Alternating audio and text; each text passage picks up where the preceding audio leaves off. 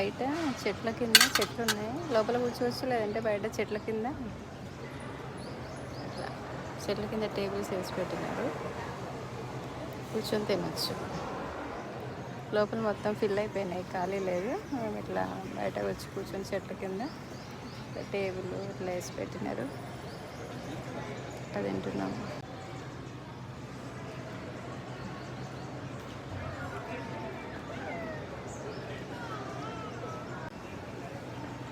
బాగుంది టేస్ట్. ఆలు పరాటా, బటర్ కూడా ఇచ్చారు, చిన్న బటర్ బాక్స్.